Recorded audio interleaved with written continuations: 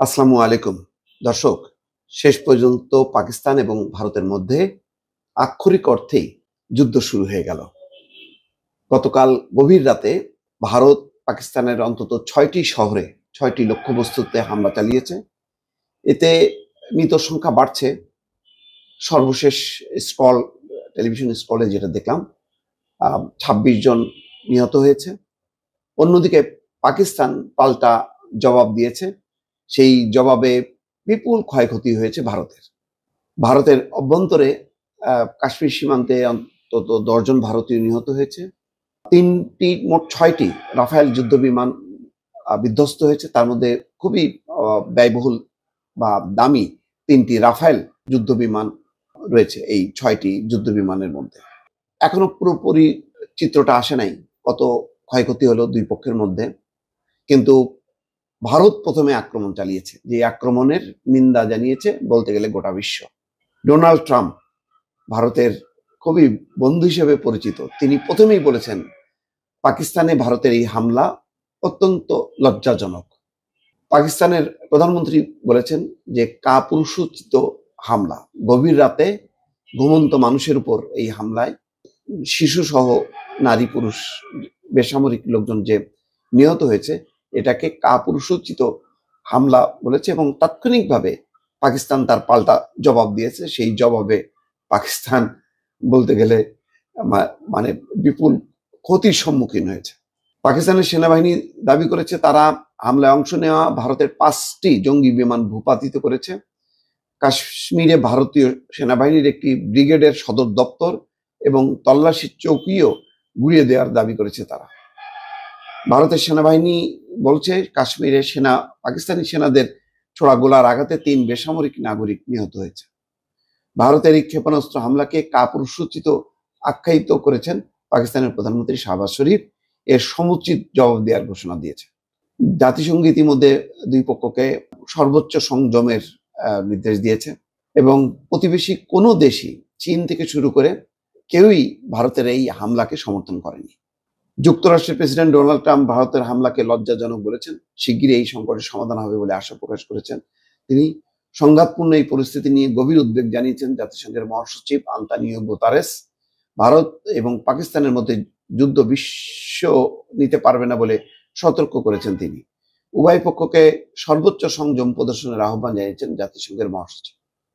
এখন কি হবে? ভারত এই ক্ষেপণাস্ত্র হামলা চালায় গতকাল দিবাগত রাত 1টার পর। অপারেশন সিঁদুর নাম দিয়ে এই হামলা চালিয়েছে ভারতীয় বাহিনী। এর আওতায় পাকিস্তান নিয়ন্ত্রিত জম্মু কাশ্মীরের 9টি স্থাপনায় হামলা চালানো হয়।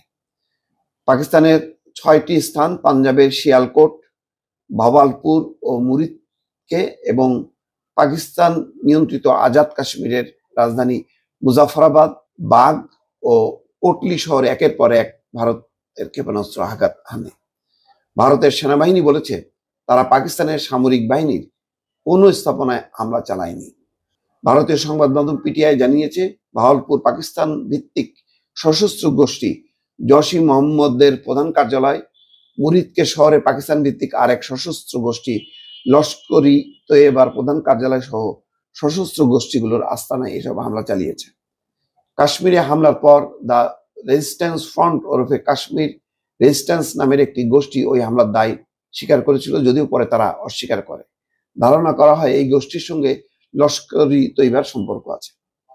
ভারতের ক্ষেপণাস্ত্র হামলার খবরে প্রথম প্রকাশ করে পাকিস্তানের আন্তঃবাহিনী জনসংযোগ পরিদপ্তরের মহাপরিচালক লেফটেন্যান্ট জেনারেল আহমেদ শরীফ চৌধুরী। রাত 1টার পর পাকিস্তানের ARU নিউজকে তিনি বলেন, এখন থেকে কিছু সময় আগে কাপুরুষ শত্রু ভারত ভাওয়ালপুরের আহমেদ ইস্ট এলাকার সুবহানাল্লাহ মসজিদ, কোটলি ও মুজাফফরাবাদে অন্তত 3টি জায়গায় বিমান হামলা চালিয়েছে। পরে অন্য এলাকায় ক্ষেপণাস্ত্র হামলা হওয়ার কথা জানায় পাকিস্তানের সেনাবাহিনী। এসব ক্ষেপণাস্ত্র ভারতের আকাশ সীমা থেকে নিক্ষেপ করা হয় বলে পাকিস্তানের ISPR মহাপরিচালক জানান। তখনই তিনি বলেন ভারতের এই হামলার জবাব দেওয়া হচ্ছে। এরপর এক বিবৃতিতে পাকিস্তানের প্রধানমন্ত্রী শাহবাজ শরীফ বলেন, কোনো উস্কানি ছাড়া ভারতের এই হামলার সুনির্দিষ্ট জবাব দেওয়ার পূর্ণ অধিকার পাকিস্তানের আছে এবং উপযুক্ত জবাব দেওয়া হচ্ছে। এর কিছুক্ষণ পর রাত 3:45টার দিকে পাকিস্তানের তথ্যমন্ত্রী আতাউল্লাহ তারার জানান, দ্রুত পাল্টা হামলা চালিয়ে পাকিস্তানি বাহিনী ভারতের 2টি জঙ্গি বিমান ভূপাতিত করেছে।